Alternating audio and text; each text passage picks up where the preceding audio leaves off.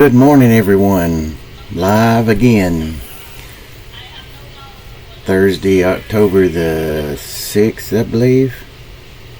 Or 5th. Hope everybody had a good night or a good day, depending on where you live. We got big news tomorrow here in the U.S. Non-farm payroll. So keep that in mind. There's New Zealand news coming today. It'll actually be later tonight sometime. So if you're in something tied to the New Zealand, be careful on that. Because let me show you why. That was from New Zealand news the other day. This is a 1 hour candle. That's over 150 pips, that one candle. So that can easily happen, or even bigger. Well, as you can see, since that 1 hour candle, it's not gone anywhere. It's stayed within it. Kind of does like our non-farm payroll does on Friday mornings. So just be careful in here. Then the pound dollar, it made a 1 hour buy yesterday. It ran away, no chance to get in. Looking for a retracement back down here to get in, but it hasn't happened yet. On the 1 hour, the Aussie dollar made a 1 hour buy signal yesterday. There was your opportunity to get in right there, or even on these, and now you've made a big move up, made money. So hopefully somebody took that trade. Hope so. The Euro CAD made a 1 hour buy yesterday as well, and now it's made a 1 hour sell. Yesterday, I think, was in here. I talked about there was a 1 hour sell signal, but it didn't look like it was going to come down. Looked like it still had a little bit more to go up, and there's the little bit more to go up. So this actually may be the sell opportunity in here on the Euro CAD. CAD Yen, since that 1 hour down candle, it has stayed within that 1 hour down candle. Nothing to do on that. Aussie Yen, same thing, made that 1 hour down candle. It has pretty much stayed. It took it out a little bit, but it's pretty much stayed within it. Pound Aussie had a 1 hour sell yesterday. That was good. There's your money. And that actually may be coming down now. Could be a sell if it pulls up into here somewhere. On pound Aussie, pound CAD. That was the same thing about yesterday. It's made its move up. It's now in a sell. It has not taken that out yet. The pound yen made that 1 hour sell. It has stayed within that 1 hour candle. Nothing to do on that. That was the Euro New Zealand. Stayed within it. Pound New Zealand has made a 1 hour sell.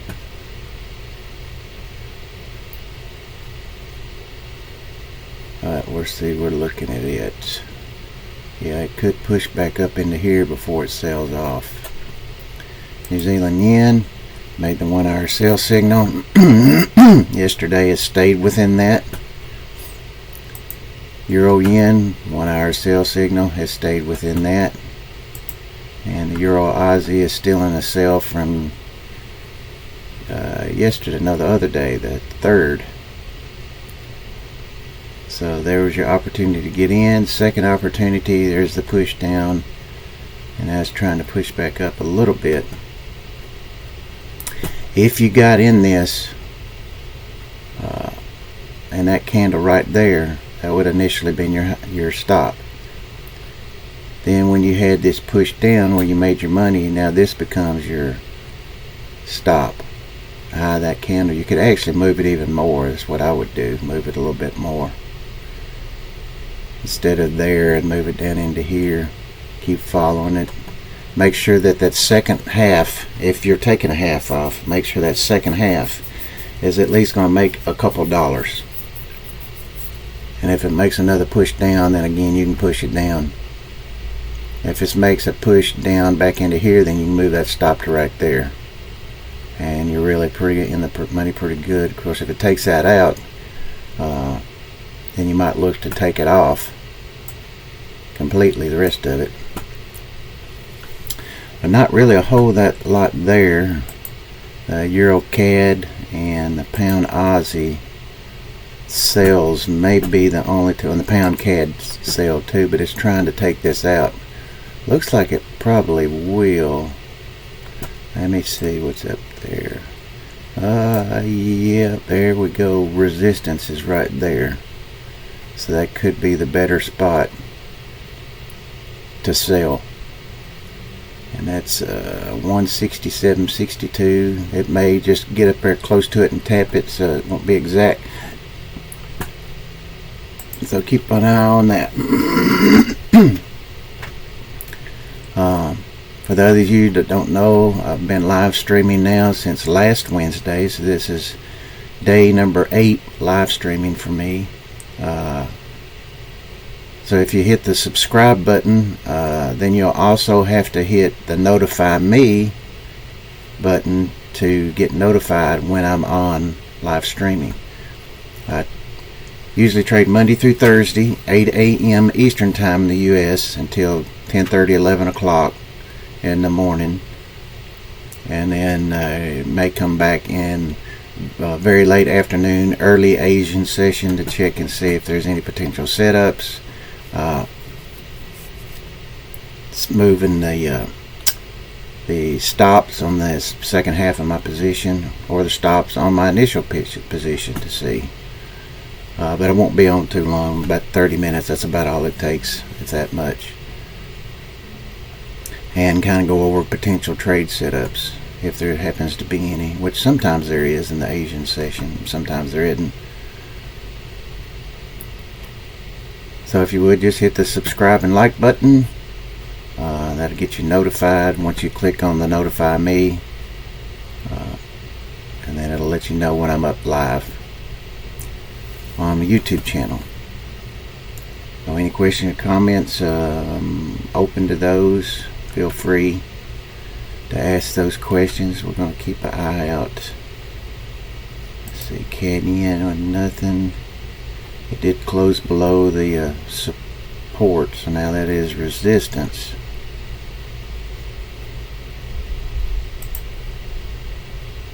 Pound yen looks like it's trying to make a push up, but I would think there's going to be more retracement on that wick than that little part right there. I think it's going to come more down into here. For those of you that don't know, you say, why did that big candle happen right there? The Bank of Japan stepped in once the dollar yen got over 150. I was looking for a close on a daily basis above 150, and then I thought they would step in, but they actually stepped in when it got to 150.16. They stepped in and drove it down. Anything tied to the yen, like the pound yen, dollar yen, euro yen, odd yen, CAD yen, all of those got drove down. New Zealand yen too. And I'd been waiting on this to happen for about a month and a half. I had been shorting the dollar yen and the 147s, the 148s, and the 149s, and then had profit targets of 300 pips on each one of those, except my 147s. I'm still in those. Those didn't get hit, but when it poked down, I did take it out, profit target, but the other profit targets got hit.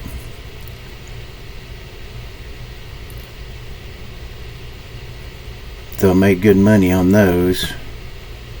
I've been telling people that were long the pound yen to be careful. Every day I was telling them, please be careful, move your stops.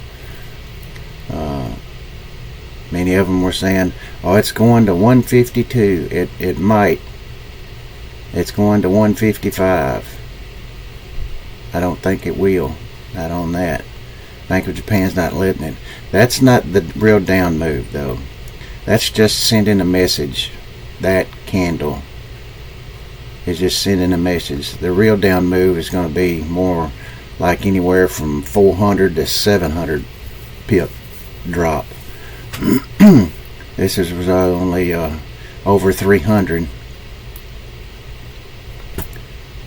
So when it's kind of retraced that, as you see, and come back up to the high, that candle where it sold up, but it's not going to do it on the pound yen.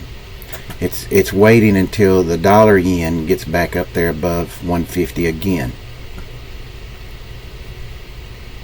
before they do anything, and it could be this week or it could be next week. Just have to keep an eye on the dollar yen, see where it's going.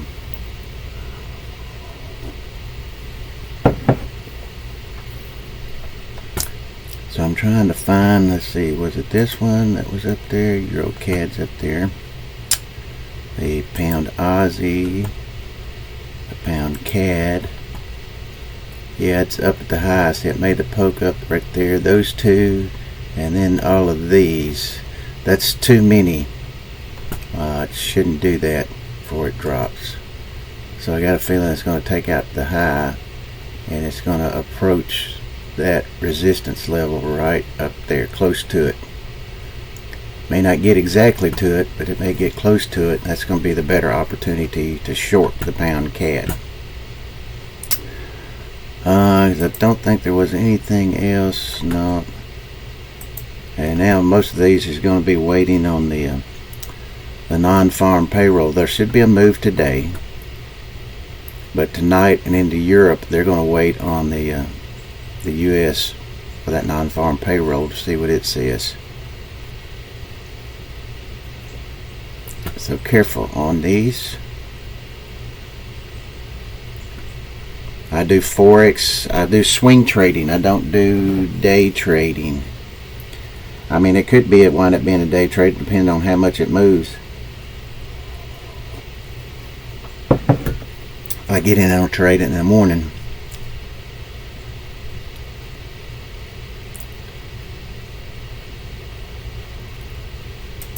Euro New Zealand, been up to the high of that candle, now it's been down to the low of that candle. See, you could have shorted right in here. See, there's only 3 poke ups there. That one, that one, that one. And then it fell off. You done got your money, half of it, and you've probably been able to move your stop down. If you got in there or there, that was your stop. When this move down happened, you have to move your stop down into there. So now your second half of your position is going to make money no matter what. If this continues to push down, I would look to probably take the rest of it off.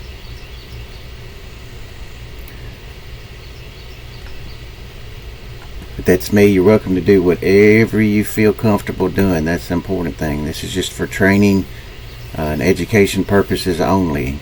Of course, that's what I'm supposed to say, just like the rest of them do. But I do Forex swing trading. I do hold trades overnight a lot, unless there's just a big honking move during the daytime, which is rare. But otherwise, they're held overnight, and I don't do I don't use 1, 3, 5, 15-minute chart or even 30-minute chart. I use 1 hour and 4 hour. You say, why do you do that? Well, that's what the big boys do, and the brokerage houses, the analysts, they don't use those. They use these 1 hour because they're not going for 8 to 10 pips like the average Joe, which is me and you. We get all excited when we get 8 to 10 pips, and you usually take it off. I don't. My first profit targets on most of these are 40, and if it's like the Aussie, that one's going to be like 30 pips because of the range. It depends on the range. Like the New Zealand yen doesn't have a great range. It's going to be 30, but the rest of them is going to be anywhere up to 60. That's the most, 60, and that's the first half of the position. So if the move is right, like here, or let me scroll this back because I think there was another push down and push up. Yes, there was. This is what I look for. My setup is right there. My buy signal, the push down, the low risk trade, because that's my stop. And this is what happens. This is what I look for. Now, I may get 10 of these where I get in, get a low risk trade, $5-8, and it goes lower and takes it out. Let's say I did have 10 straight losers, 10 straight losers of $8 a piece. That's $80. But because this is a 50 to 60, depending on the daily range for the day, where it first get in, where it started overnight, I take off half the position, and then you get this, and then you've got off the rest of the position, and this one trade, just this one trade, has wiped out 10 losing trades, plus I still have a profit. And that's if I have 10 in a row. I've never had that. Most I've ever had was 5 in a row losers before a winner. So you can imagine they're going to get wiped out. Let's see these other guys that trade and they take out 8 to 10 pips, and they may do half of the position, but they have to move their stop up to break even. It can actually reverse, that 10 pips that they got in, and then they get stopped out. Now they got to find another place to get in. I don't have to. I'm already in. I'm just managing the second half of my position because I'm looking for the next bigger move up. I just continue to move the stop up, but not too tight. I have to wait because these are hourly candles, so you have to wait. So it's not like you wait on a 5-minute candle.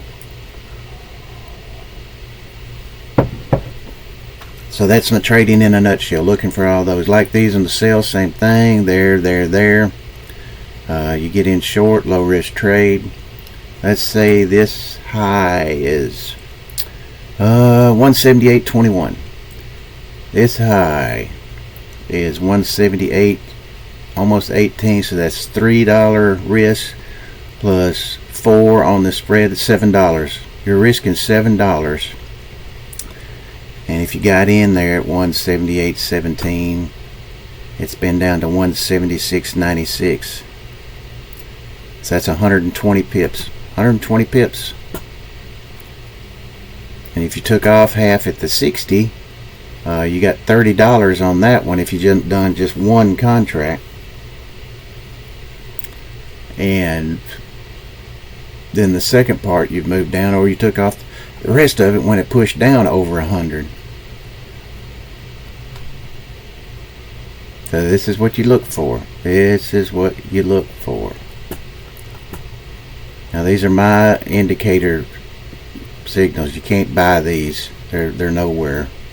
I created them, but I had a friend of mine who's a JavaScript coder that I had to get him to do it, but I had to let him know what I wanted it to do, and it took a little while to get it the way that I wanted it, but now I've got it the way that I wanted it. I've had this for, oh my goodness, 16 years, I guess. So it ain't broke in 16 years, so there's no reason to fix it. People come in here and tell me all the time, well, you need to do this so you can get it quicker. I don't want 10 pips. You see why I don't want 10 pips? Because I know I can get this. So I'm willing to wait on it, and that's why it's called swing trading, because this takes a couple of days for this to happen. So that means you got to hold it overnight for a day or 2 or 3, depending on, this thing could run up. It could have come down. I could still be in it in my second half, and this could run up and take out that high and head on up. And that's another day that I'd be in it. I've been in one for as long as 2 weeks, a little over 2 weeks, in a position, because it kept trending up like that. And that was the second half. Of course, the first half was gone. I had money made already. I was continually making money because it kept moving up. So you just have to monitor it. But for these being a 1 hour, you got time to do other stuff before another candle shows up. But not everybody is into that, so it's to each his own. You know, it's what makes the world go round, so to speak.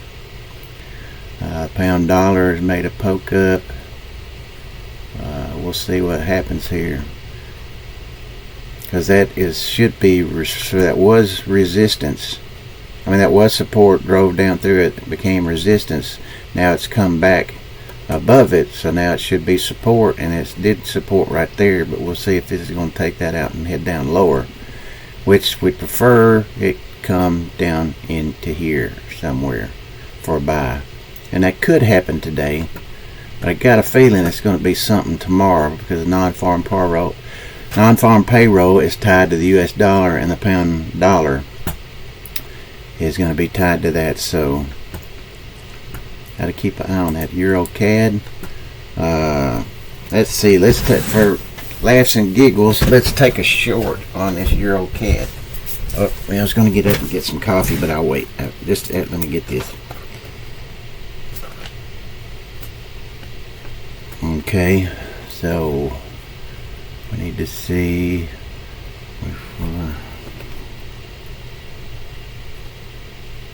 Okay, short on the Euro CAD. The stop has got to be, let's see, the high of this candle is 44.88. The high of that candle is 86. So that's going to be our stop right there, 86.3.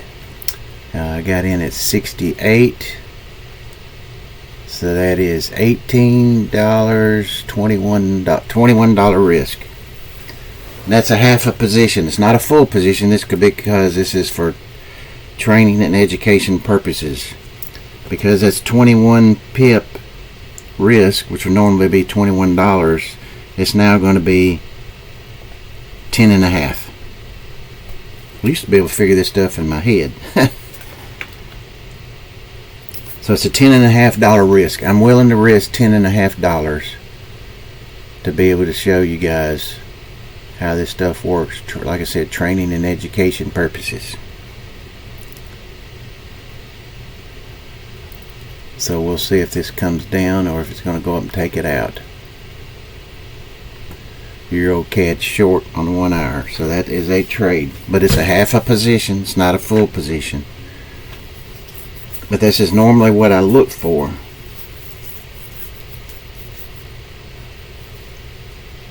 So Euro CAD would be 40. I've got to put that in too. Hold on. 40 pip target profit. So my target profit is at 28. 144.28 is the and I have to take off that whole position at that, because it's a half a position I put on. If I put on a whole position, then I take off half. Now you're welcome to take off an eighth, a quarter, a third, 3/4 of a position if you want, whatever makes you feel comfortable. But that's just me, because over these 16 years of trading this, I've found that the half a position is best for me at these numbers to take off half. Whether it's anywhere from 30 to 60, depending on the currency and depending on the daily range and the time where I got in it at. Because if it's like yesterday, it had already made its daily range on the pound dollar, because during Europe this was the move up. It never came down. Up, up, up. No chance to get in. No need to buy it up in here. Because looks where it's gone. See, if you bought it up in here, look where you're in. Look where you're in. You're in all that. I'm waiting. Get paid to wait. Waiting for a retrace. Hopefully it's going to push down into here. And that may or may not happen today. But with the non-farm payroll tomorrow here in the U.S. in the morning, early, you have to keep an eye on this. So there's nothing here to do today, but there is an opportunity for this thing to take out this high from yesterday and go up to resistance right here before it wants to sell off back down here. Let's scroll over See, that's a flush right there, and it's got up pretty close to it, but I would have thought if it did come up to here, it's right where it started, the drop off started, so that would make a little bit more sense. And I had a sell signal up to here, so it could actually come back up into here tomorrow before the sell-off. But what I want is for it to come down to here, and then it has the opportunity when the payroll comes out to head back up that way. So we gotta wait and see. Get paid to wait. EuroCAD, it's trying to come down. Got a couple of pips on it so far. Gotta wait and see what's going to happen there. Euro Aussie, it's in a sell. Nothing to do on any of these. Not anything. Pound CAD. Now see, if you wanted to sell, there is your opportunity. That's your stop. That's your stop until this thing drives down and takes out this low. This low. When it does that, then you can move your stop over to the high of one of these. And it should be that you had got your, what is this? The pound CAD. 50 pips on it would be the target profit, and that should be, once you get down in here, you're going to have that half position, then move your stop from that candle to the highs of these candles. So more than likely you're going to be at break even on the second half of the position, so it won't lose money. It can only make money, but you've already made money after your 50 pips. So I'm gonna go get some more coffee, get a refresh on my coffee real quick. Be right back.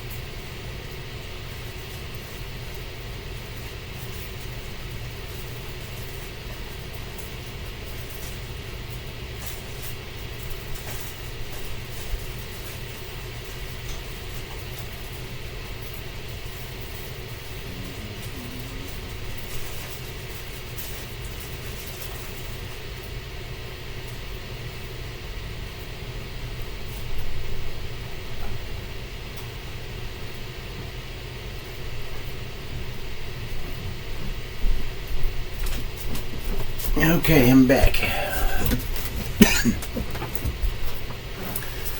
This is refreshing my coffee, and I got my breakfast of champions and a King's Hawaiian roll. The breakfast of champions. Let's see how we're doing here. Actually, it's well, I had my stop there. I think I'm going to bring the stop down. It should be right up to here. Yeah, it takes out the high. It's going higher. So that high is 17. 68. So that's got in at 68. And 17 is the high. Is that right? 68.17.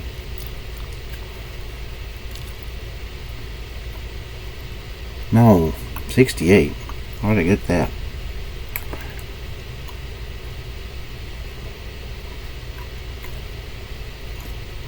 at 86.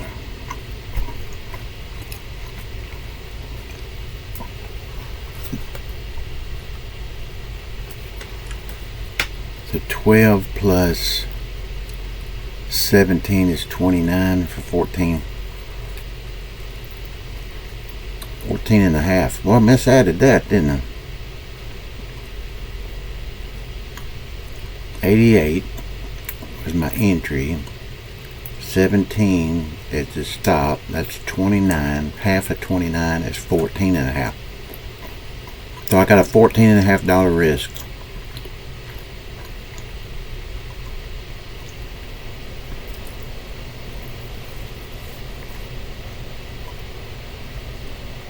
That's the most I can lose is $14.50. A little bit more than a Big Mac or quarter pounder combo.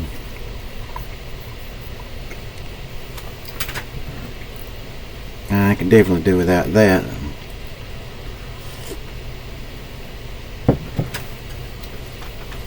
I hope everybody's doing good. Has made some money this week.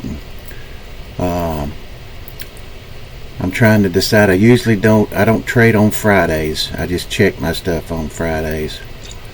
And you may ask, why do you not trade on Fridays? The big boys, the 5% that make all the money, do not trade on Fridays. And you may ask, how do I know that? You can figure it out for yourself by looking at the volume on the stocks, on the options, and on the futures. And it's cut drastically, the volume is, except on non-farm payroll day. And that's people getting out of positions, and that's just in that first hour. And after that, it dries up like mud. So if they're not trading on Friday, and they just going to let the average trader Joe, which is me and you, trade on Fridays, all we do is beat each other up. So I don't want to be there either. I'm going to follow what the 5% does, the ones that make the money. If they've gone to the Hamptons on Friday, I'm gone to Walmart on Friday.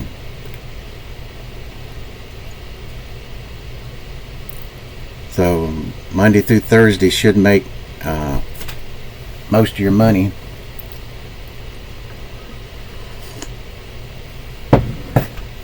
But if you're having to trade every day, and you're forcing trades every day because you feel like you have to make money, I'd advise you to quit trading. You're not ready yet. You need to be in a position to where you can afford to trade, that money you can afford to lose if you're trading, that it won't affect you not being able to pay your car note, mortgage payment, buy diapers for the babies, stuff like that. Just do a demo account. But I know there's people that trade 1 minute, 3 minute, 5 minute charts because there's a ton of them on YouTube. But you have to ask yourself, look at the subscribers that they have and look at the viewing now live, and you're going to see a whopping difference. So you have to ask yourself, where's all them subscribers? Where did they go? Well, now you just got a few that just want to be in, a couple of hundred that want to be entertained. That's it. And hopefully be able to trade. So those YouTubers are able to do that. But on these sheets that they have, Excel sheets, which a lot of them use, you can manipulate those. Don't know if you know that, but you can. You can make them look any way you want to. And when they put on a position and it's down here, they could be using a demo account. So they have it down here. And if you don't follow them religiously and you put down their trades, when they've made a trade, what the profit target was, how much they made or lost, you could come in the next day to be able to see if it's changed. If it's changed, then I'd leave that channel because something's wrong. Because you want transparency. You're going to get it here because I have losers. I've had losers this week. And you'll see the ones on YouTube that have, whether they do it by the day, or they do it by the week, or they do it by the month, or they do it by the year. They'll put up, this is how many wins I had, this is how many losers I had. I don't want to know that. I want to know how many pips you got each time you traded. If you got 8 pips for all your winners, I don't want to follow you. Because I don't want that. That means I'm having to get in and out all the time, and I'm having to sit in front of the computer all day long trying to find more trades after I got 8 pips and got stopped out on the second half of the position. I showed you the example. Yeah, right here. What happens on my trades. There's the example. You just have to wait on it. It may show up today, may not show up till tomorrow. May not show up till the third day, which could be Wednesday, like if you're starting a week. May not be Monday, may not be Tuesday. It might not happen till Wednesday. But see, you had 2 opportunities here. If you missed that, you didn't want to do anything. But when you seen it come down here, there's your second opportunity to get in.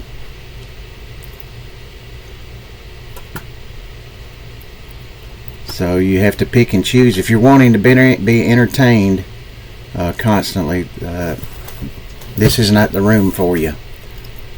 If you want to be able to trade and make money, I mean, I'm not saying I don't talk and don't cut up and all that stuff, don't get me wrong. But I want to be able to hopefully train people, educate them, and let them decide for themselves. Because that's what makes the world go round. Everybody's different. But I've traded the 1 minute, 3 minute, 5 minute charts. Been there, done that, bought the t-shirt, have moved on. Blew 2 accounts doing that. This one, since I've been trading since 2007 doing the Forex currencies, I have not blown any accounts. And this is doing swing trading. No 1 minute, no 3 minute, no 5 minute, no 15 minute, no 30 minute. 1 hour and 4 hours what I use only.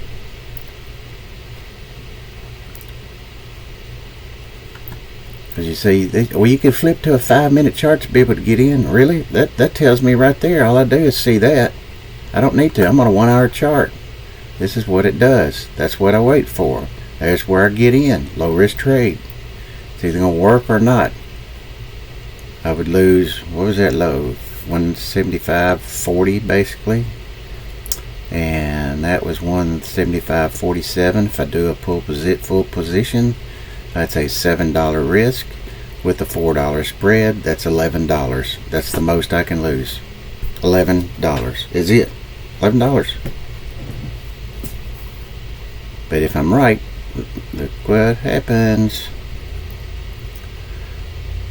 Like I said, this can wipe out. You could have 10 straight losers, which is probably not going to happen. But I'm just giving an example. One trade completely wipes it out, the 10 losers, plus you still have a profit. So you know what mine would read on the front, the guys that put that, I've got 9 wins and 2 losses and 1 break even. Mine would show 11 trades overall, 1 win, 10 losses. That's what mine would show. But what it doesn't show is how many pips did you get. My 1 winner wiped out 10 losers.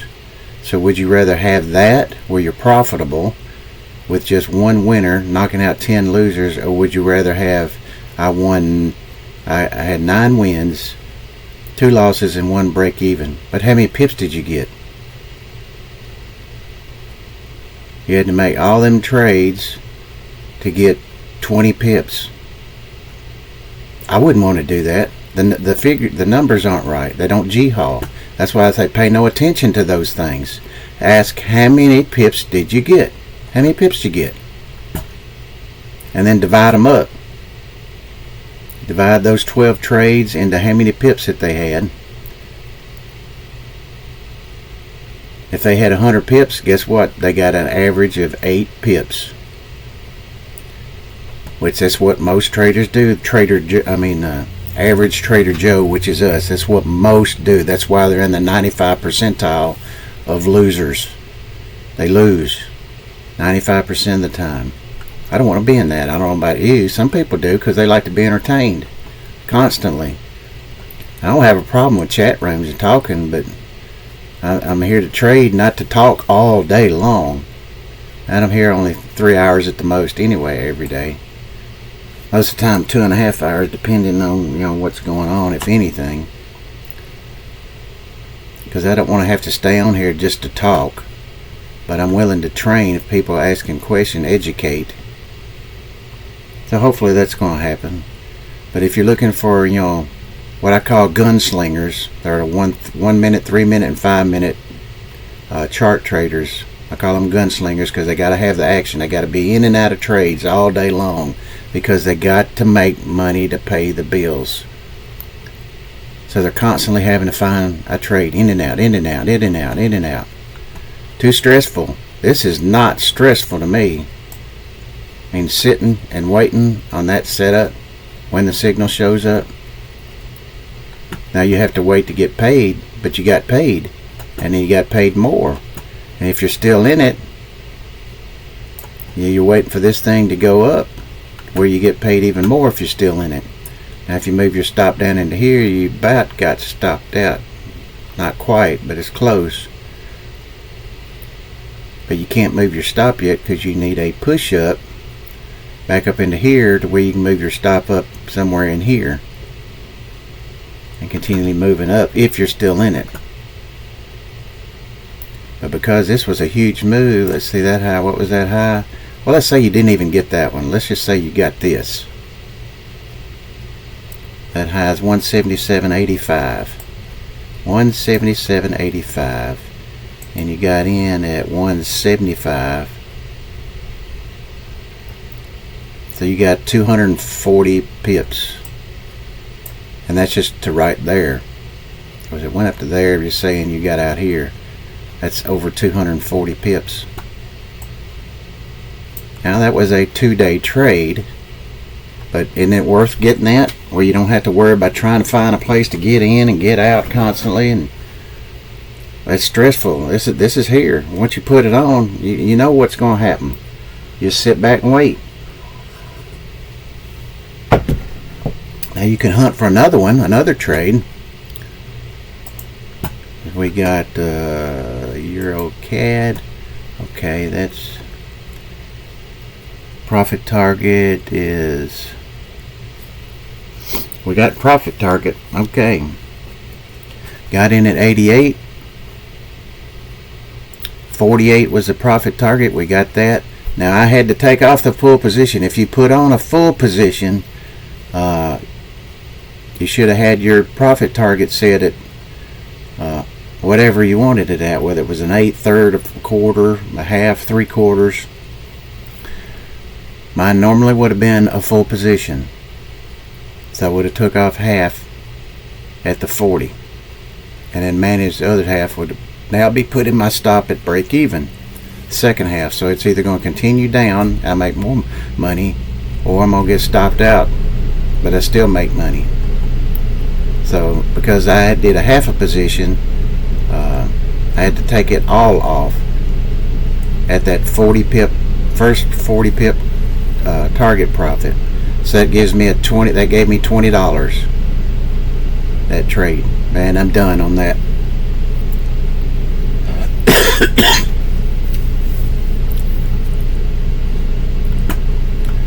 I've got $20 already. Euro Aussie, nothing. These are probably nothing. Nothing. They're still within the range. Pound yen is trying to come down, still within that candle. Pound CAD trying to come down. See if you got in. See now. See if you got in up in here. You had a low risk trade, and the low is 66.56, and you got in at. You done took half of your profit, and now you're moving your stop to break even instead of having it over here. Initially, when you got in, it's now over here So now you're at break even. That second half of the position cannot lose any money. It can only make money. So you hope that it's going to go lower. And it could come down into here somewhere.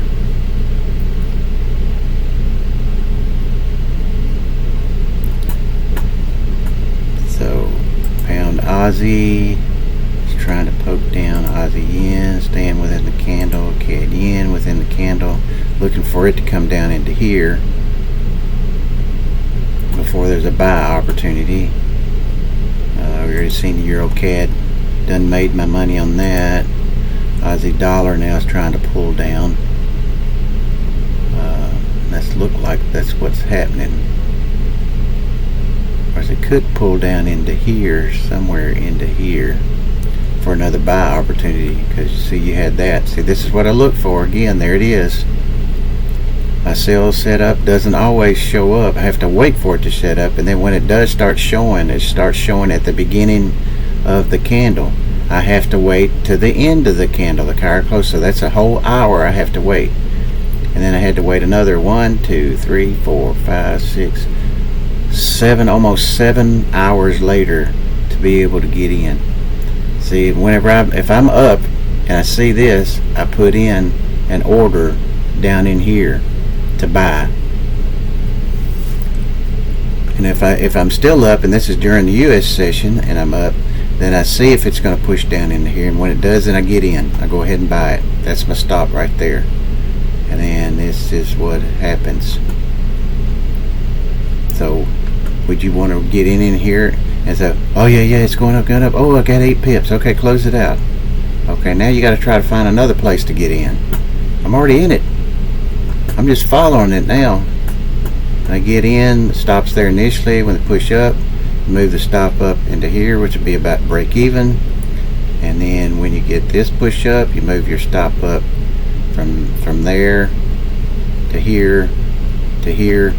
And then if this pushes back up, there's another stop opportunity. But right now we'd be somewhere in here, or maybe even here, or depending on how big a move that is, could have taken it off. Let's see, low of that candle 62.86.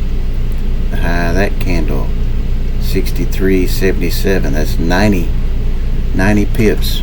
So you may or may not got out, because on the Aussie dollar it's a 30 pip first profit target. See, this is over 2 days. So you take 30, half a position, you wait, and you may or may not get out right there at the 90 on the second half of the position. Or you could still just be moving your stop. You done took your profit and you're moving your stop, and it's going to make money regardless. Takes all the pressure off. That's what I'm saying. Takes all the pressure off. Instead of, there's too much stress and pressure in 1 minute, 3 minute, 5 minute trading. Too much.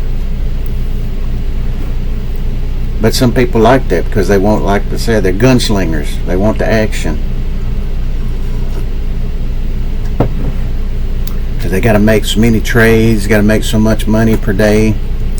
People ask me, well, how much do you have to make a day? I go, I don't have a set number. I let the charts tell me what I can make and what I can't make. I just follow them.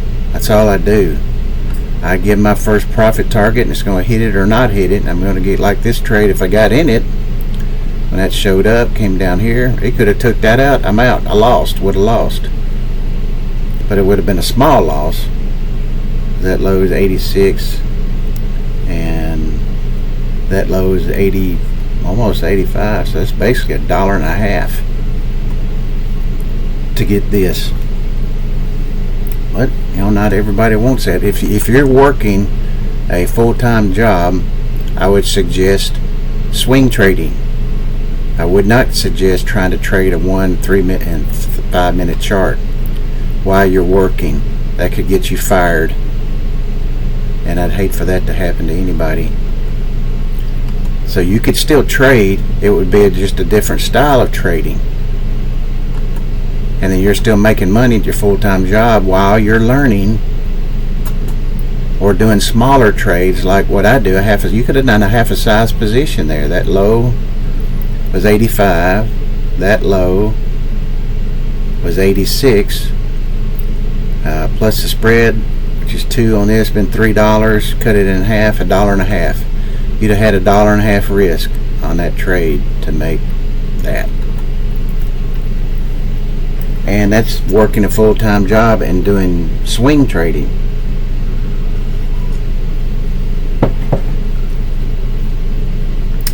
So the pound dollar, is it selling off? Yes, it's trying to sell off now. We're wanting it to come down where? Down to here. That may or may not happen today, because that's a pretty big move. Of course, it made that move up yesterday, so it could make the move down today. But remember, tomorrow morning early is in the U.S. is the non-farm payroll report, and that's a big mover in the U.S. So anything tied to the dollar is going to move. So we got to keep an eye on this stuff.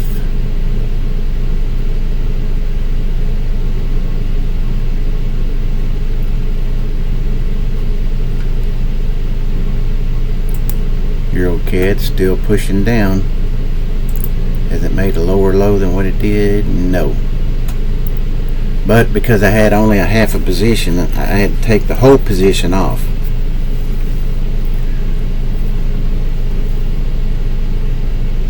If I had a whole position, I would take half the position off, and then my stop would be at break even. And now I'm either going to make 0 on the second half, or I'm going to make hopefully more if it comes down back down into here, or I should say here, where it broke in, somewhere in there, which your second half of your position would make a good bit of money, and you'd be very profitable for the day on that one trade. Aussie dollars trying to push down, pound Aussie, pound CAD. See, you're making money on that if you got in on any one of these. That was initially your stop when you got in there. Now that this has happened, that high is your stop. So you've been able to move it basically to break even, and maybe even have a pip or two profit on the second half of the position, if that's what you want to do. I'm just saying, I do half. That's what I do. You're welcome to do an eighth, a fourth, a third, 3/4, whatever makes you feel comfortable. This is just me. I found out this works for me. So we'll see. Euro New Zealand tried to make a push up, but just hadn't, kind of retraced. It's 5 till 9, so it's 35 minutes until the New York session opens.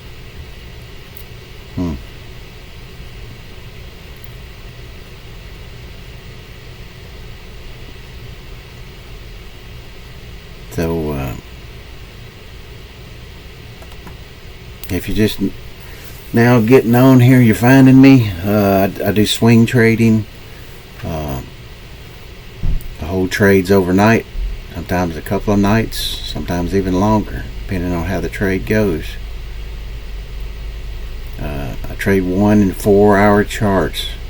Look at both. Don't look at anything any less than that, because I'm a swing trader. I'm not a day trader. And I've been doing this since 2007. The currencies I've been trading since 1998. That's when I first started. And that's when I was doing buying stocks, but that became expensive, and you had to keep up with all that stuff all the time when you bought it, because news, good or bad. Could be dealing with the CEO, or the something wrong with the product they have, or anything too much to keep up with, and tied up a lot of money. And I went to options on stocks, which didn't tie up as much money, but then again, you still had to follow the same thing. The news was going to affect it. And if you were on the wrong side and it had bad news, and in an option, you're on a time constraint, more times than not, it was going to expire worthless if you had bad news come out and drive it against you. Or even good news come out and it drove it against you if you were shorting, if you're on the other side. So I got away from that, and I got into futures. That's when I was trading the 1 and 3 and 5 minute charts, and blew 2 accounts doing that. So I figured, shouldn't have known after the first one, but definitely knew after the second one, okay, this is not the way to go. Too stressful, and then I wound up losing money. So then I got to futures, options on futures, which I didn't do too bad, but again, you still had to follow that stuff. Any kind of news, good or bad, affected it. And then because the option had an expiration, you could roll it over, but then you lost on that position. And if it didn't move for a long time, or if it continued moving against you, then the time would eat that up, and it would wind up expiring too on what you initially had and what you rolled over. And then you can continue to roll it over, but I mean, I didn't want to have to continually sit in front of the computer monitor. So finally, in 2002, I found currencies and started learning about them. Didn't know anything about them, so I had to learn about them. Started hunting for strategies to use in it, and I started out using the 1, 3, and 5 minute, but again, it was too stressful. I had to have too many trades, so I started hunting out on the 1 hour, and that's when I started thinking, well, the big guys ain't using this, so why am I using that? They're using 1 hour and 4 hour daily. Why don't I use those same? So I started hunting it, and then I started finding a strategy.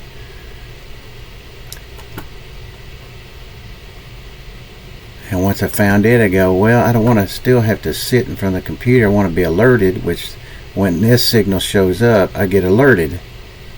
And if I'm away from a computer, all I got to do is come and look at it. I'll say, okay, it made that sell signal. And if it happened in the middle of the signal, then I still had another 30 minutes I had to wait. And then I still had to wait for another couple of other candles for my setup. So that'd be, basically almost 3 hours or more to wait on that. So now I could do stuff and go places because I knew I had time. Wasn't tied to the computer anymore. I liked that. That was one of the big reasons. And then I had to get a friend of mine to be able to write this stuff because I didn't know anything about the JavaScript code. So a friend of mine he works in that field, so I had to get him to tell the computer what I wanted it to do. And after a couple, 2-3 weeks, I think it was 3 weeks, we got it. Would alert me, it would show my signals. These arrows here, you can get these anywhere. All these are this trend for the time frames, and you can get those anywhere. That green, I hope it's green on your computer, it's green on mine, is just a 21 EMA moving average. You can get that anywhere. These are parabolic SAR. You can get that anywhere. This signals you can't get anywhere. I created that. It's not for sale. I don't have it posted on anything. But this other stuff you can.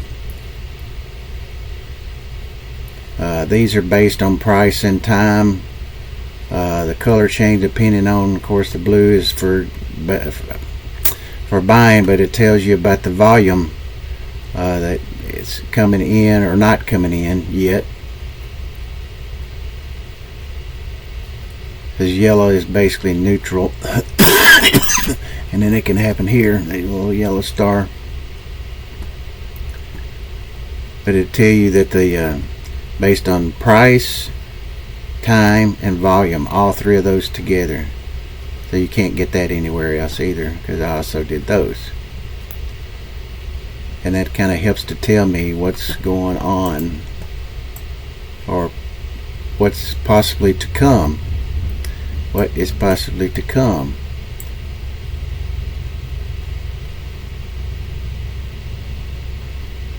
But that's kind of it in a nutshell. For those who hadn't been in, if you hit the subscribe button, you'll also have to hit the notify me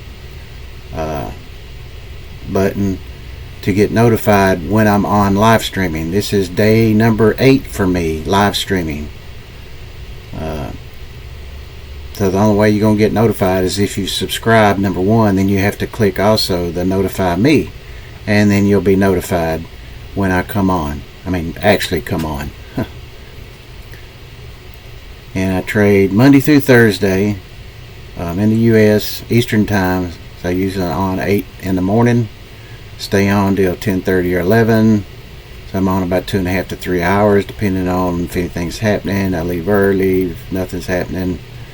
Then I come back on later in the day, much later U.S. time again, late afternoon or early evening Asia session, to see if I need to adjust my stops if I'm still in the trade, move them up or down, and to see if there's any potential trades, because sometimes there is, but most times not. An Asia session, sometimes there is. Even in late afternoon, sometimes there is. And then that's set up for that. Then on Fridays, I don't usually trade. Non-farm payroll tomorrow. I may come on just for a little while after the report comes out. Maybe stay on an hour at the most, unless I have people asking questions and wanting to learn and stuff like that. Then I'll hang around longer, because that's what it's about anyway. Ones that want to learn, I want to help teach. The ones that just want action and try to have 20, 50 trades a day, this room's not for you. So I'm not saying that in a mean way. I'm just saying there's a ton of YouTube channels out there where there's guys that trade that. So just be careful doing that,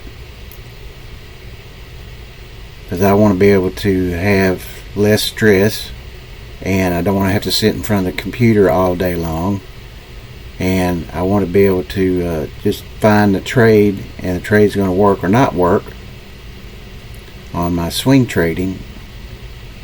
And once I get in it, I've got the trade, don't have to hunt for another spot to get in. Maybe add to a position, if I've got in, like let me see, let me go back to this Euro New Zealand, for example.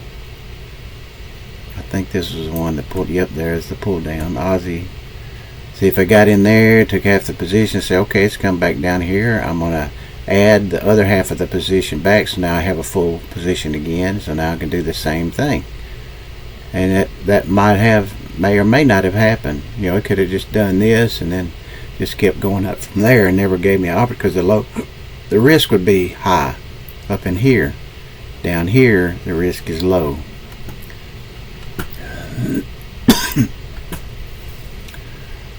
So we'll see the Euro CAD. See, it's trying to pull back up, but I'm already out of that position with the profit. So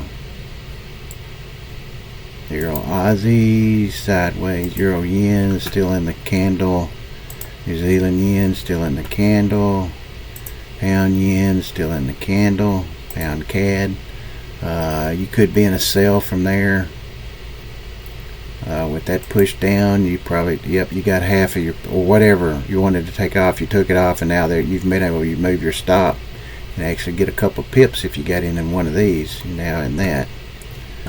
Pound Aussie is in a sell. Aussie Yen still in that candle, nothing to do. CAD Yen still in that candle, nothing to do till it gets down here. We want it to get down in here somewhere. Euro CAD, that's the one we was in. Aussie dollar, you could have got in there, made your money. And then pound dollar is trying to go down, but it's still in a buy, so you have to keep that in mind. Even though this could be just a retrace before it goes up, and there could be an opportunity that's going up to right here before it sells off. The better opportunity for me is to come down into here for a buy opportunity, which would make it, that would be my stop. But we have to be careful with that news early in the morning in the U.S. with the non-farm payroll. It's going to make a big candle with big wicks both ways. So it's going to be a stop run for the market makers because they know where your stops are. But when you have like this, when you have something like that happen, your stop is, you're going to get a terrible fill. That was from the Bank of Japan yesterday. So when you have your stop in something like that happens, you're going to get a terrible fill. So it does no good on that. And I knew that was coming, so I was on the opposite side. I was shorting. And I'd been telling everybody for a month and a half. If you were long, be careful. Be careful. Because it could happen at any time. Now it took, about a month and a half. And it's going to happen again. That was just to send a message. That's all that was. That wasn't the big real move. That was a send the message. We don't want it back up here. It's getting too high. So the dollar yen, if it gets over 150 again, guess what's going to happen? Let me get a drink of water real quick. Bring it in here.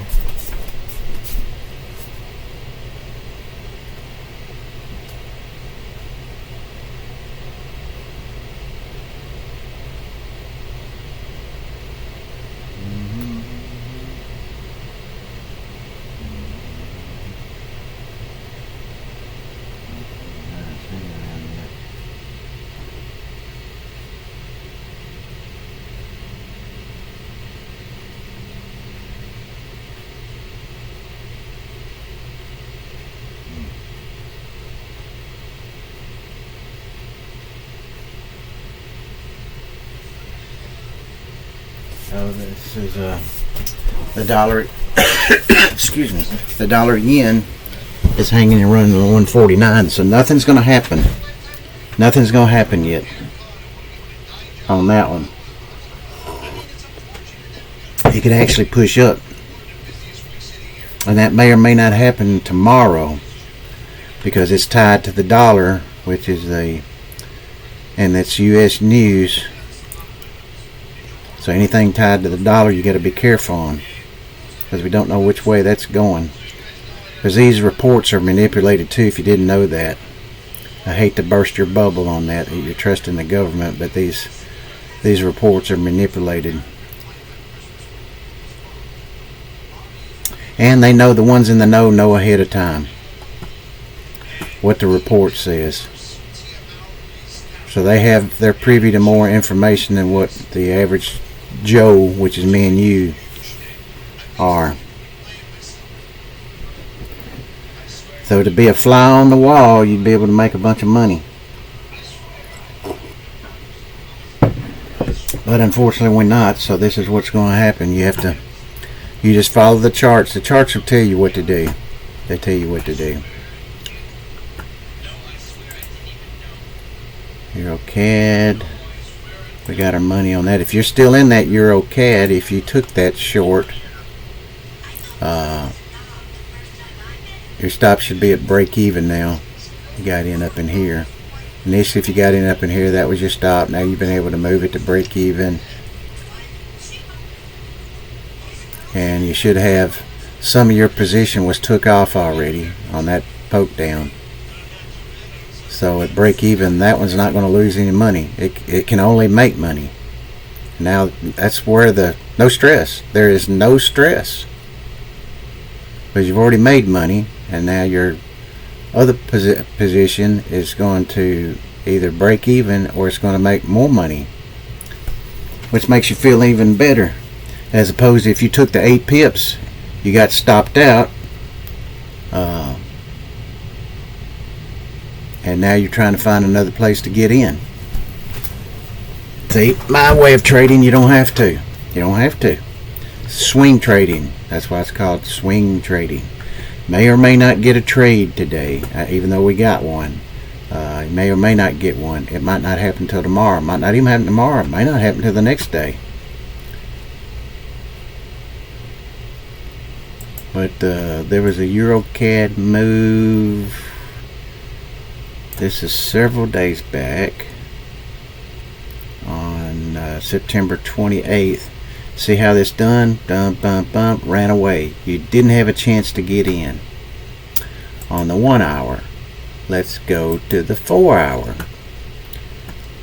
There's the buy. Ran away, ran away. That's the least that it pulled back. You didn't have a chance to get in. No biggie. That's just one currency. There's 17 I look at, which is a lot more than that. But the 17 is plenty for me to look at.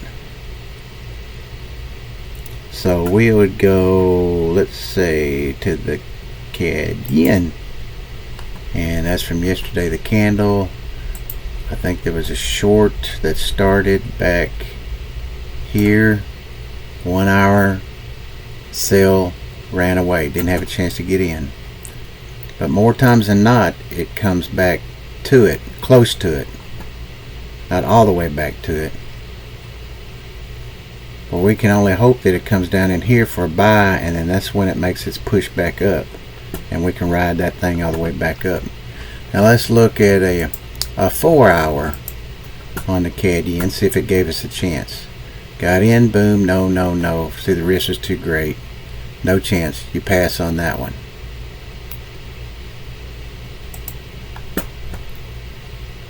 So we'll find Aussie yen.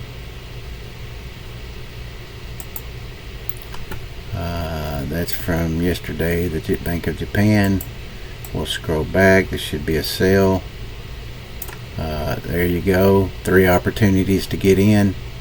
I usually don't get in on that one. I wait for something like this. Get in short. And when it happens, da-dun, da-dun, and you was in that spike down too. But yet, ones that got in short, they took 8 to 10 pips. If they was in this candle, chances are they got stopped out on that candle.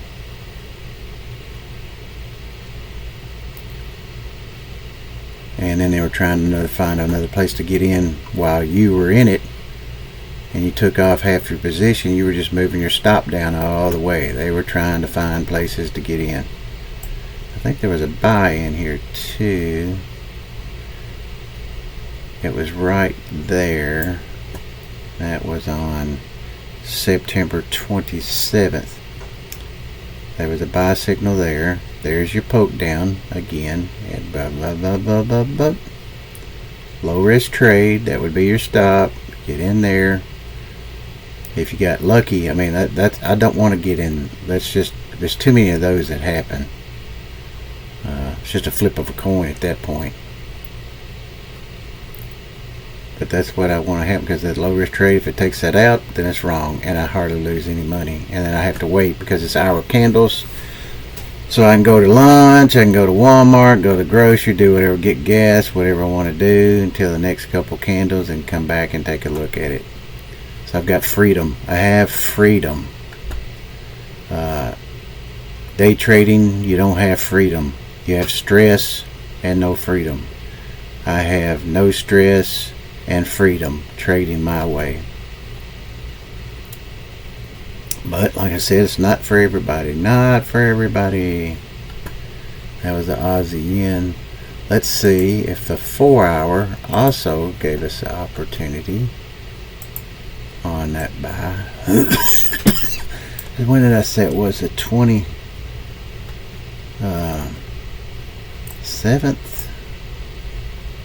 Yep, 27th right there. So you did have that. When that showed up, you did have that. Where you could have got in right there before the move up.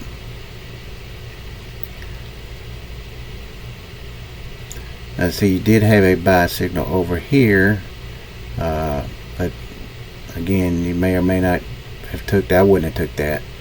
It ran up, you go, oh, I missed it. Well, look what happened. Gave you another opportunity, and there was your money maker. But you had to wait. That was the 23rd, 22nd of September. That didn't happen until the 28th. 6 days. You had to wait 6 days to get paid.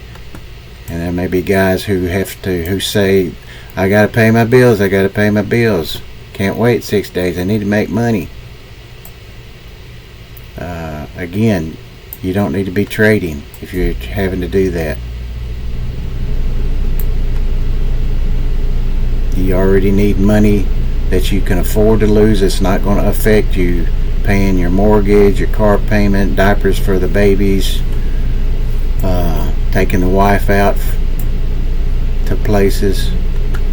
If you're using your trading money for that, then stop trading now.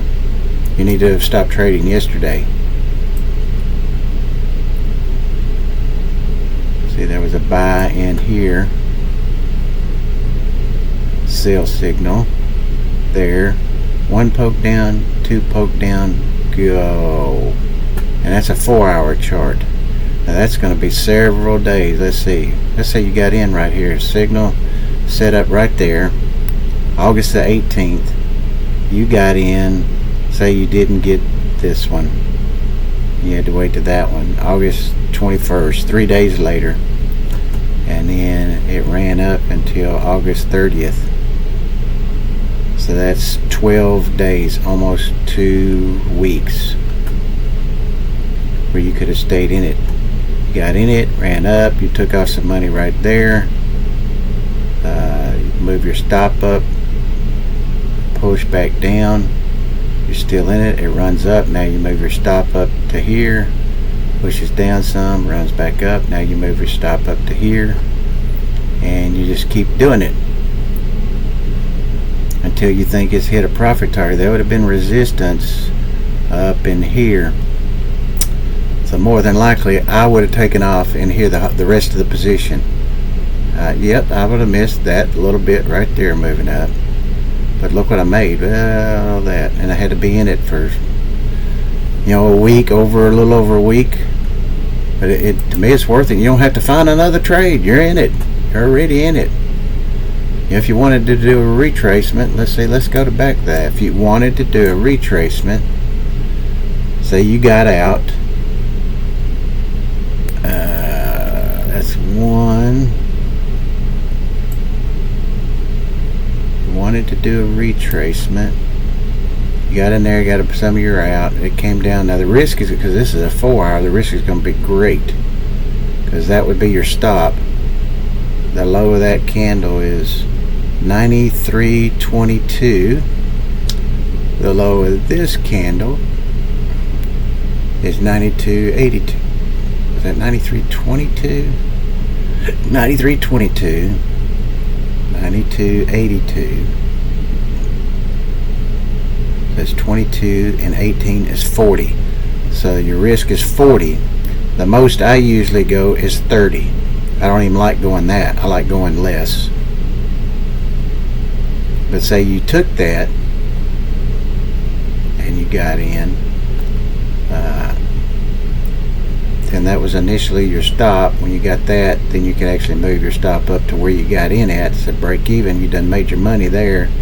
You got another little pullback there, but you're still in it, and then it runs up and does that. Now you move your stop up from there. Now that part's has made more money, and you keep following it. Like I said, that's where I would have got out, right in there, because that's major resistance. Even though it did push up a little bit more, I'd have took the rest off right there, and then you see what happens. Made a big pullback all the way back down into there.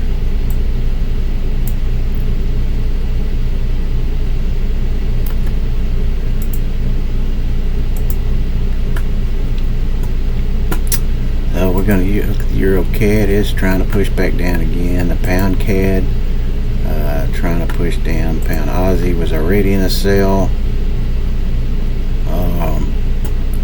Euro Aussie sideways. Euro Yen staying within that 1 hour candle. New Zealand Yen staying within that 1 hour candle.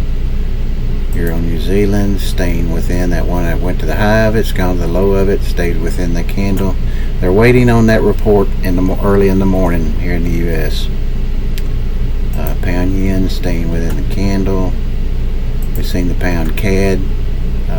If you got in that, you've already got half your money.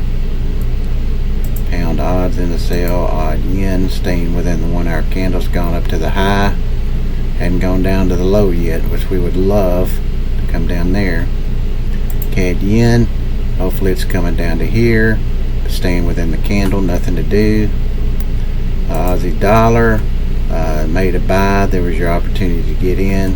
After that showed up, you had 1, 2, 3, 4, 5, 6, 7 hours you had to wait. 7 hours. And now you've been in it once you've got in there. August 14th, actually in the Asian session on the 3rd, up to 2 days. He was in it for almost 2 days. And you might still be in it if you hadn't taken, you should have taken profit off some of it. And that's resistance, so I'd have took off more right there, probably the rest of the position there. And then a pound dollar. We're looking for it to pull back down here for a buy, but it could push back up into here for a sell. So nothing really to do. I gotta go take care of the dog real quick. I'll be right back. So hang on.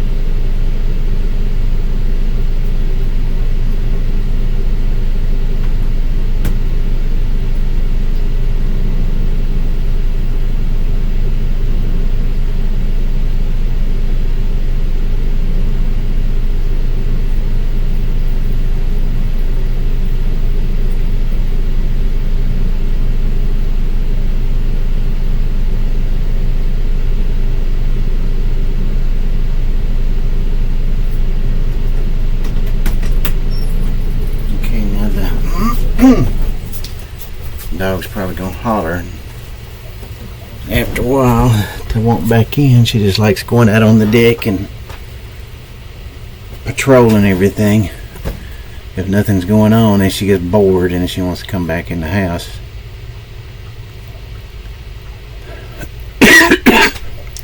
New York session opens in less than 3 minutes.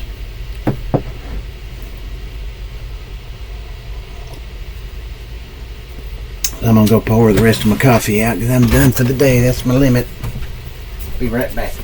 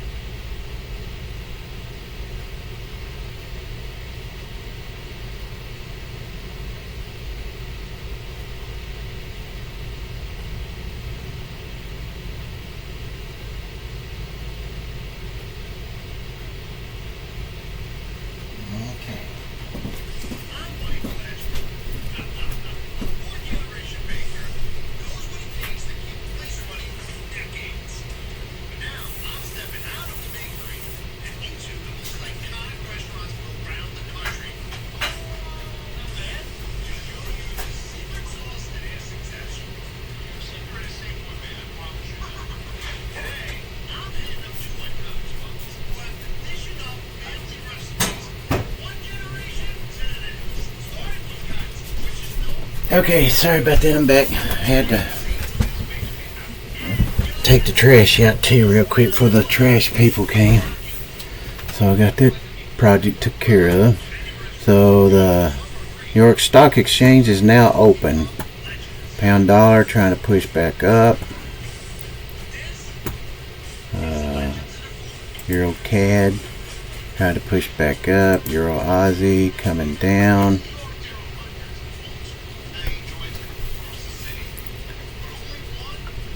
So pound yen, nothing. The pound dollar is the one that's going to be interesting. But that candle still got 30 minutes, less than 30 minutes, 27 minutes.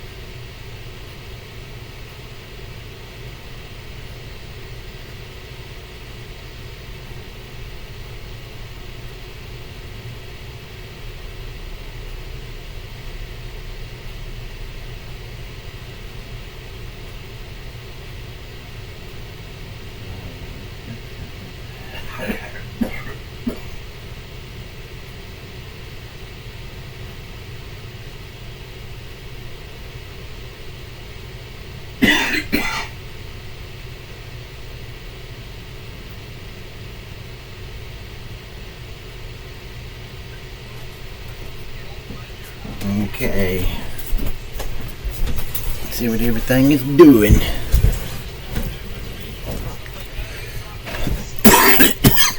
Alright, excuse me. We'll go through these. Euro Aussie coming down, trying to. Euro Yen, nothing to do. New Zealand Yen, trying to push up and take out that high, but everything else has been kind of selling off when it gets up here. Pound New Zealand was in a sell. You could have got in right there. Tough to get into that. I just don't like taking those when they first show up after that. There's too many that happen. So I'd rather do that one. Still low risk, but then you make your money. Euro New Zealand is taking out the low of that candle, trying to.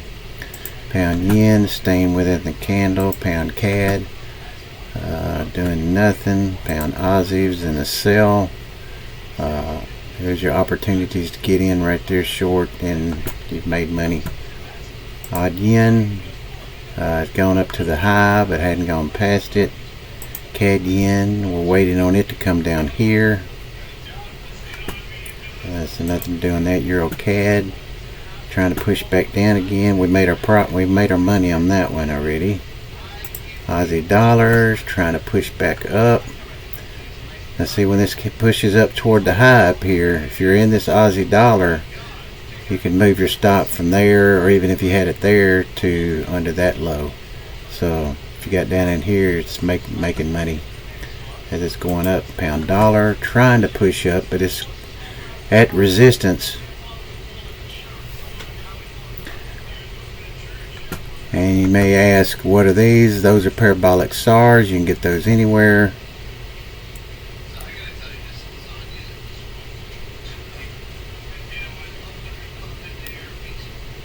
Just kind of use it as a guide, because when my trade setup, it shows up, I want it to be the sell signal and have a positive. Well, that's a positive parabolic par. So that's another indication. But it's ran away. See, this one ran away. Couldn't do nothing about it. We're waiting for a pullback down into here.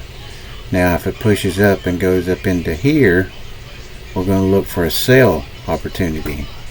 And either way, that may happen today, because tomorrow, early tomorrow morning at 8:30 Eastern U.S. time, the non-farm payroll comes out here in the U.S. and it's going to drive that thing one way or another. So depending on where it's at, you have to follow that today. The dollar yen, there's nothing going to happen with the Bank of Japan because it's trading in the 148s. So they're happy with that. They're not going to get interested again until it gets back up above the 150.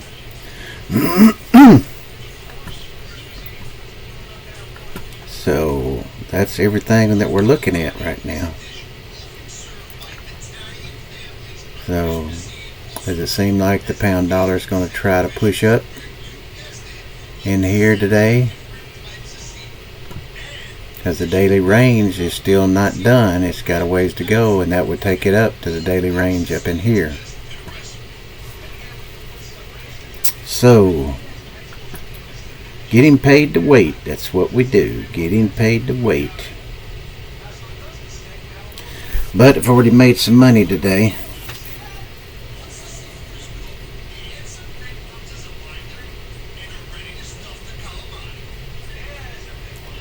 If you're still in that Euro CAD short, if you followed that with me, which you don't have to, this channel is for training and education purposes only.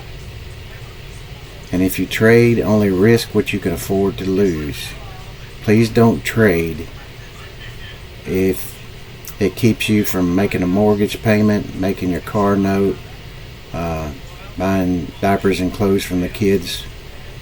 If you're using that money, please stop trading. You should have stopped yesterday, because that's not money that you can afford to lose. You need to have a separate account with money that, you know, if you lose it, you lose it. You know, it's not going to affect you that much. Losing money affects everybody though, but it's just not, it doesn't bother you.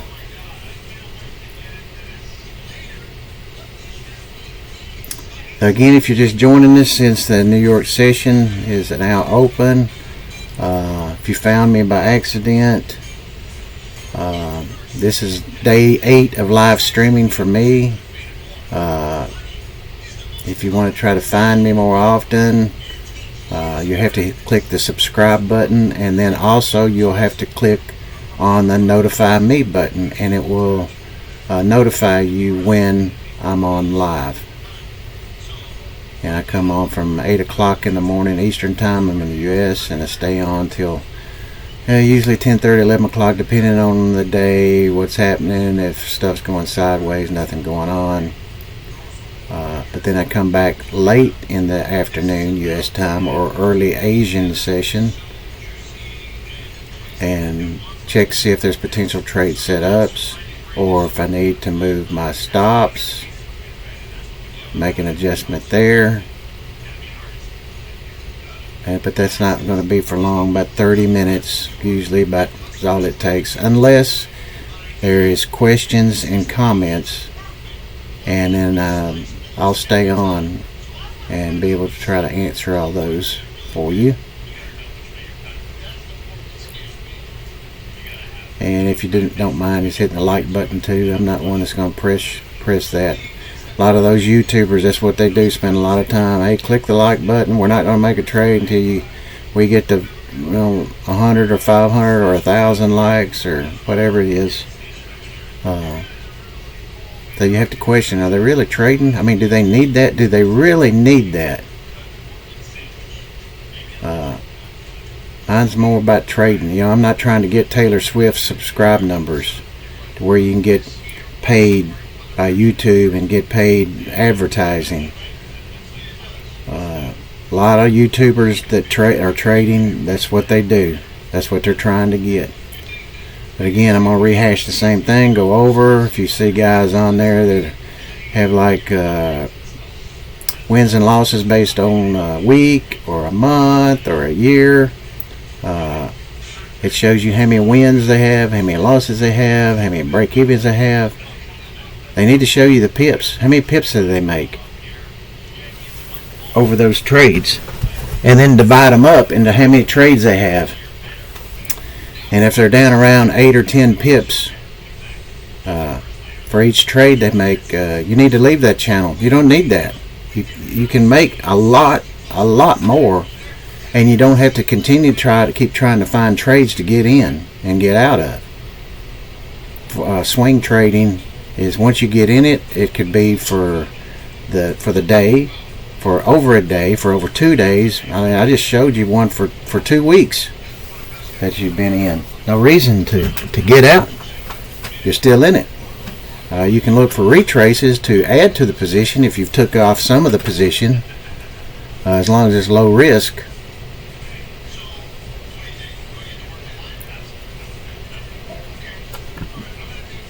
But it's not for everybody. Everybody likes that excitement, that, oh, I got to make 50 trades today because I got to make so much money. If you're at that point, you don't need to be trading yet. Trade a demo where you can't lose anything. Learn. Look at charts all the time. You know what I do on mine? I do this every single day. I've done it for the last 16 years. I print these charts off at the end of the day. If I have a trade on it, even if I'll print every one of these off. Euro Aussie, Euro Yen. I print them off. You say, well, that's a lot of printing. You got to spend a lot of money for ink. Yeah, but this is a business. It's a tax write-off. You're using it as your business. So yeah, you don't get the money back till the end of the year. And if you can't afford to wait till the end of the year, again, you don't need to be trading. Not yet. I'm not saying you can't trade. You're not ready yet. Because this is not for everybody. 95% of people who trade lose money.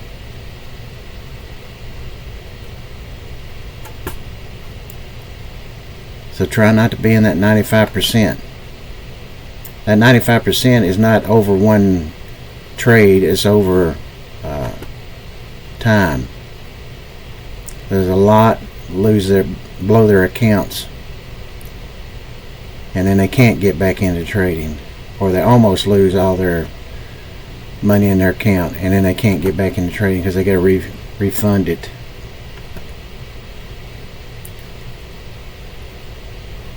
The pound dollar tried to make a push up, hadn't done it just yet. There's not really anything to do. The later the day goes, especially into the night session in Europe, there's going to be hardly any movement because they know coming up tomorrow is the U.S. morning non-farm payroll report. So the move is going to happen today during the U.S. session. Pound dollar's kind of gone sideways here since yesterday. I would be looking for a pullback down into here for a buy, low risk trade buy. That would be my stop. Or if it pushes up into here, I'd be looking for a low risk sell. And so you see where they got to go. Nothing I can do. Nothing I can do here.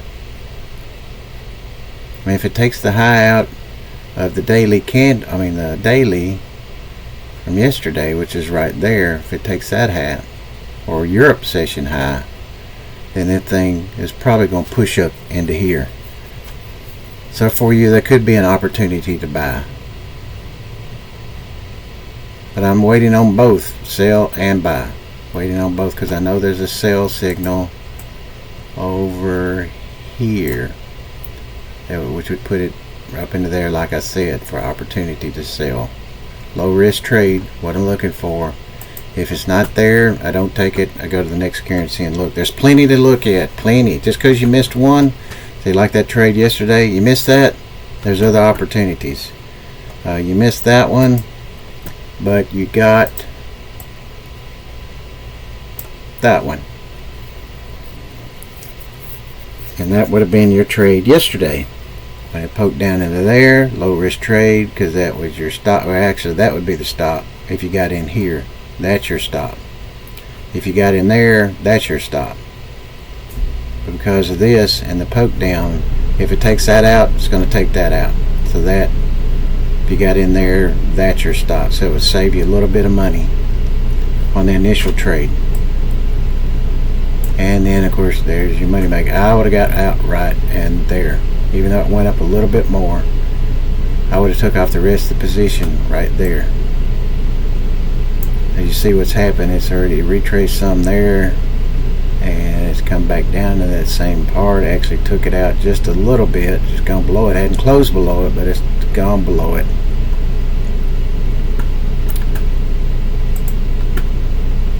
Keep an eye on the pound dollar, because it looks like it's the only thing that may be a chance on anything.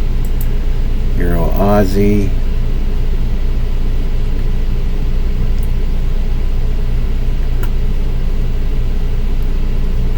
Just kind of going sideways. One of these was about to take out the high, not that one. New Zealand yen, it's almost up at the high. Pound yen. See, all these have been with the, see, the better pound yen buy would be down here, and that's going to take a while for that to happen. Now if there's a sell opportunity, this is what we're going to look for. Is, see, you had to poke down, there was your push up, your sell opportunity. Now because that's happened once, it may not happen again.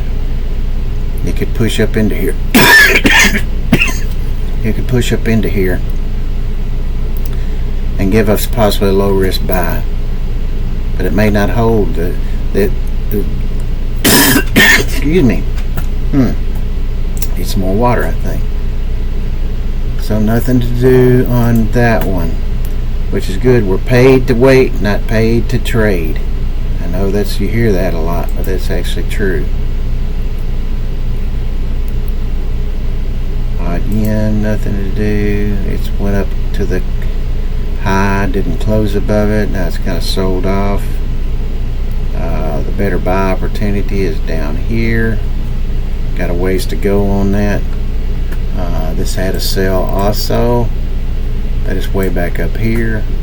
Yeah, that was your chance to get in. There could be a second opportunity where it pulls back up into here. So that could happen today, and then the Asia session, and then the U.S. report comes out, and then it sells off. So there's not really anything to do. It's in no man's land right here. Nothing to do.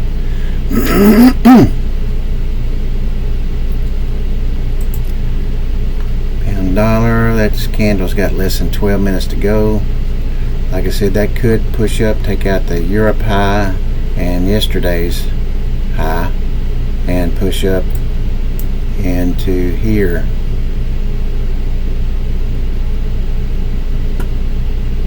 So we just got to monitor it. That could happen today. That could happen today.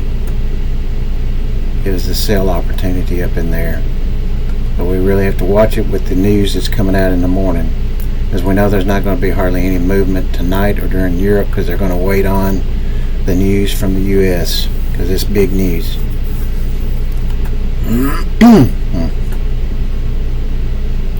Euro New Zealand, still not taking that out. It's trying to come down. See, there was your opportunity to get short there or there, and you made pretty good money, and you're probably still in it on the second half of your position. Because you're looking for places to move down, move your stop down, and if it crashes on down, guess where you get to move it to? Right there, and you got to end up here. So that's going to make a lot of money too, on top of the half a position took off the rest of it. Oh, disappointing.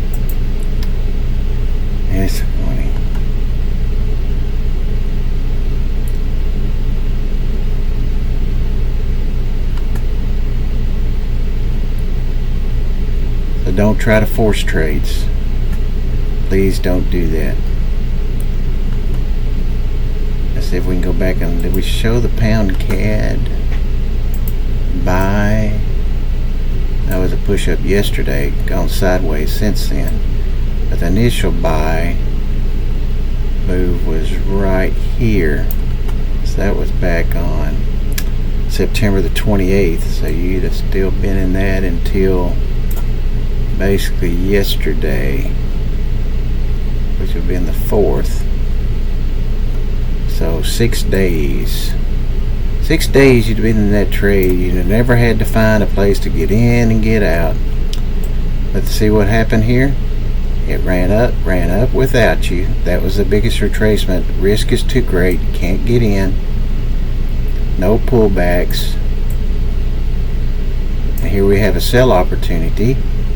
And we hope that it's going to pull well all the way back down to where that buy was to create a new buy opportunity. Now let's go back and look, because that's the 28th of September on a 4-hour chart, to see if it ran away. It may have. Yep, it did. See, you didn't get an opportunity. So now we're looking for a chance for it to come back down into here, and you see how far it is. It's going to take a little while. So we got to see what's going to happen. I think there's a sell that's up way back, because I know it's been traveling down for a good while. Where is my sell? Sells. The initial sell. That's still a down move. It's got to, there it is. Okay. There's the initial sell from July the 14th. The pound CAD had been just traveling down. If you didn't get in there, there was your next opportunity. You wasn't going to get another opportunity. You're staying in it. You get a little retracement up, and it came back. Probably that was your next opportunity, because it came back into the sell. Fairly close, still a little bit of a risk, but you're still in it. You're still in it. You're still in it. You're still in it. For over 2 months, and now here we go. It's time to get out. When this shows up, you don't have to get out. You just got to see if it's down at the support or resistance, depending on which side you're on. So and that's the 4 hour. Go back to the 1 hour. Switch this back to that. The pound Aussie, I think. I know it's in a 1 hour sell now, but there was a buy that was over here. Now again, you didn't get a great. There's a runaway. That was the most pull down that there was. That low is at 185, 188.56. That low was 89.19. So that's 63. That's a $63. That's beyond my parameters. You missed it. You just missed it. Now let's look and see what the 4 hour said. Sometimes the 4 hour does give you an opportunity. There it was. You got in. There's your poke down.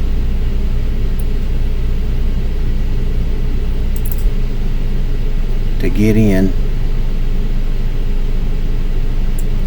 And then you just managing the trade.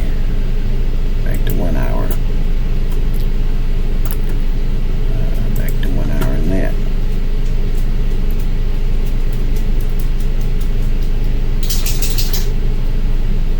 I think there was a New Zealand buy. I know there was a sell, but there was also a buy that been a while back. Yeah, he was in it a good while too. He was in the buy a good while.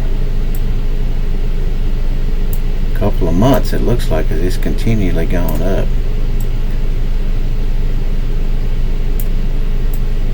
Continually gone up. Well, let me go to the 4 hour and squeeze it in. And then we can scroll back. That was the sale. Could still be in that.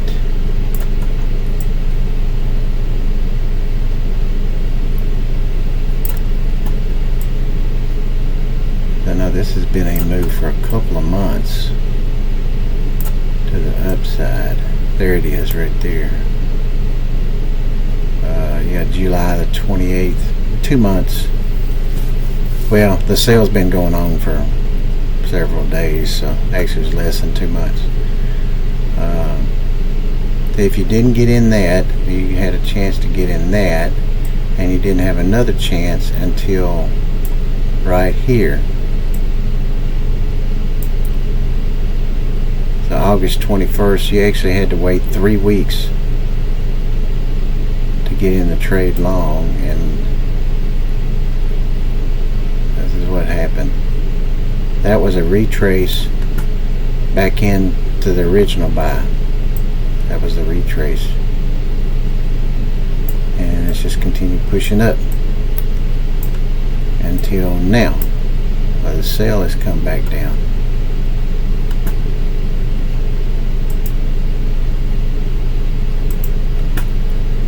So we're going to keep on pound dollars. It's trying to push up.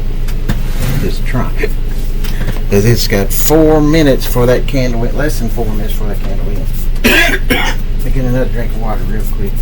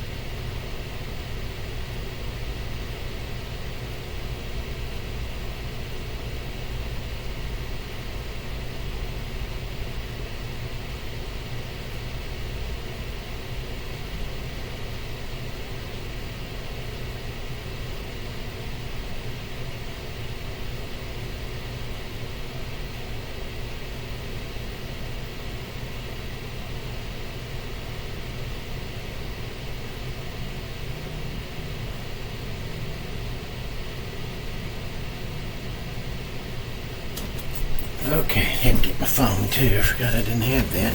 I'm back.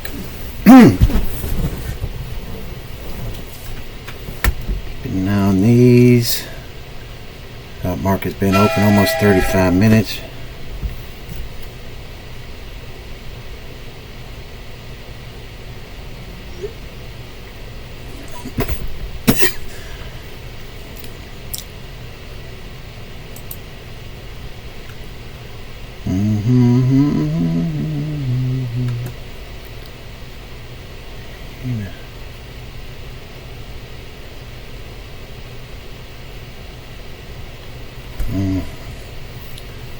Yep, we'll see how this does.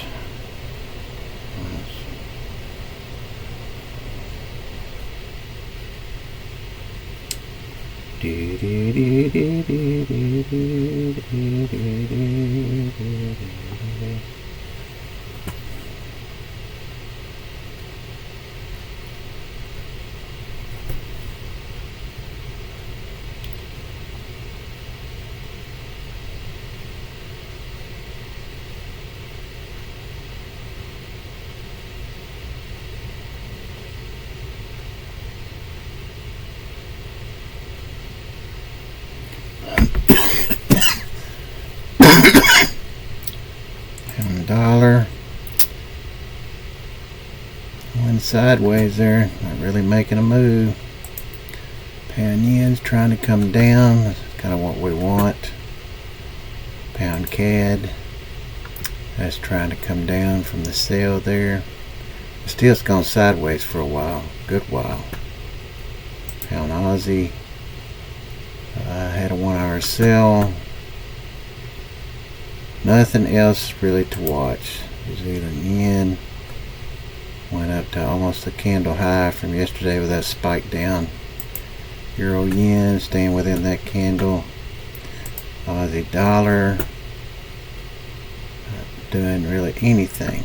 So nothing to do. Yeah, I'm probably going to cut it short about 10:30 today. There's not really nothing to do. Maybe even sooner. I may go ahead and do that now. I'll give it another 10 minutes. Another 10 minutes. Check my email real quick and see if there's anything interesting there.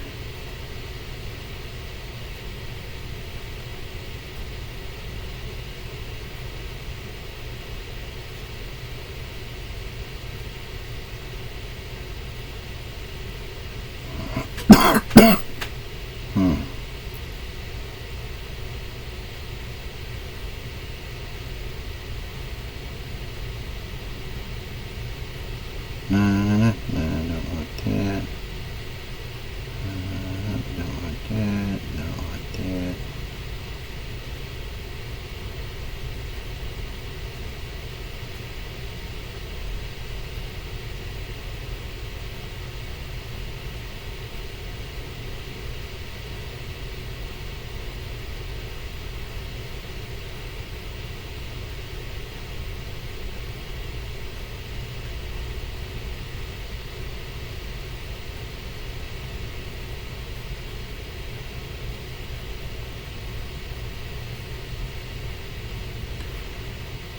Not really much email about like the trading going on today.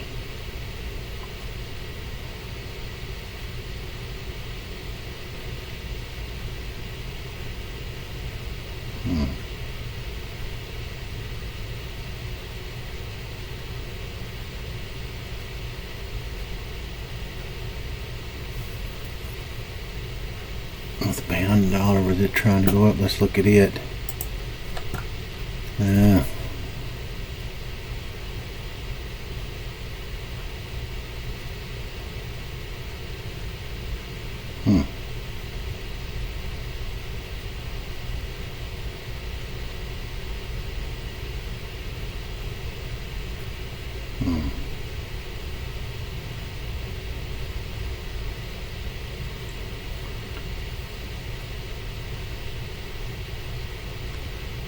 That's all that.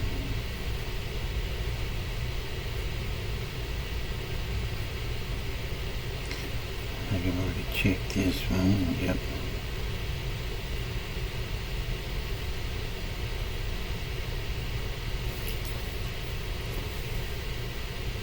So, yep, I may not stay on much longer here. Excuse me.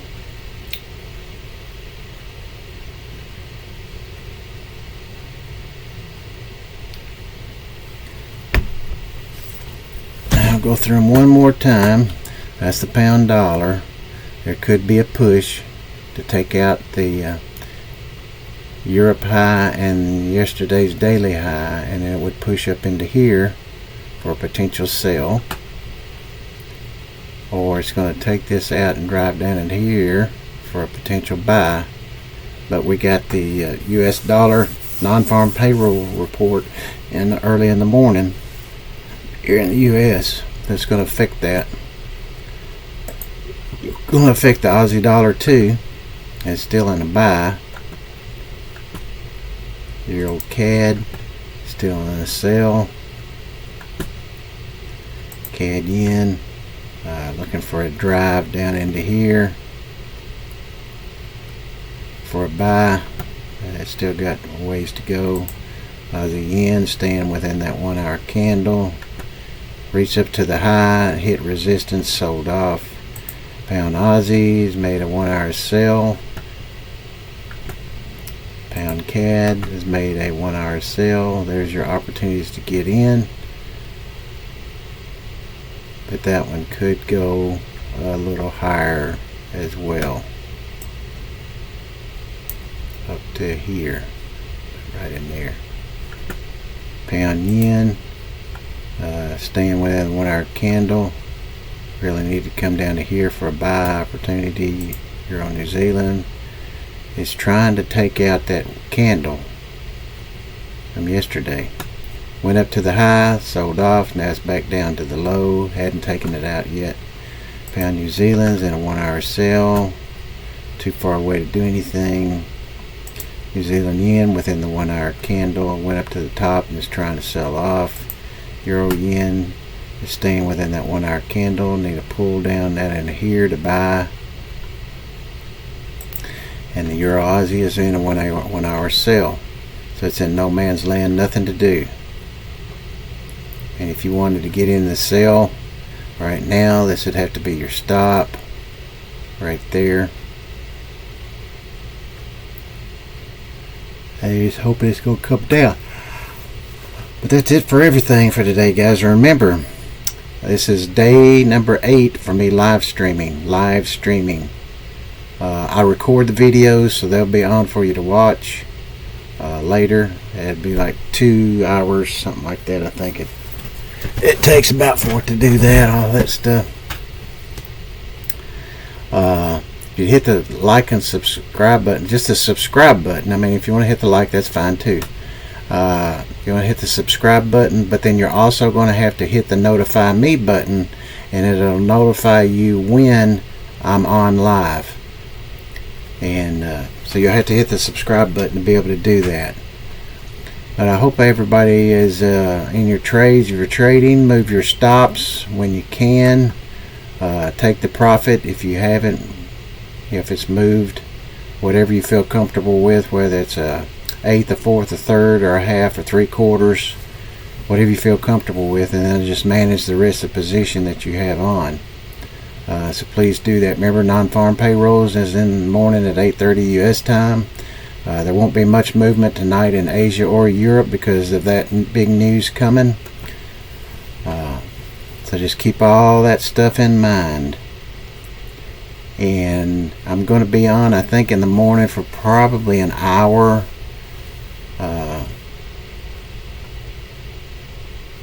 Because of the news. And then because I know from experience it usually stays within that 1 hour candle, because it makes a big huge one. Stays within it the rest of the day, like this other candle's done. I showed you. There's no reason to do anything. I don't trade on Fridays anyway. I just monitor my trades if I'm in them. Move stops. If it's there, look for potential setup if it's there. But most of the time it's not after that report. There's usually not. Any other Friday might be different. So just have to monitor it, but I won't be on for too long tomorrow because of that. So I hope everybody has a good evening, and we'll see you tomorrow. And I will have my recording up for this in a couple hours. And if you're interested in trying to stay on here and find me, if you found me by accident, hit the subscribe button. But you're also going to have to hit the click on the notify me, so that way it will notify you on your YouTube app when I am live. So thanks for joining me, and we will see all you guys on tomorrow. If you got any questions or comments, feel free to go to my YouTube channel and put in there, ask, comment, whatever, good or bad, it doesn't matter. So we'll see you tomorrow.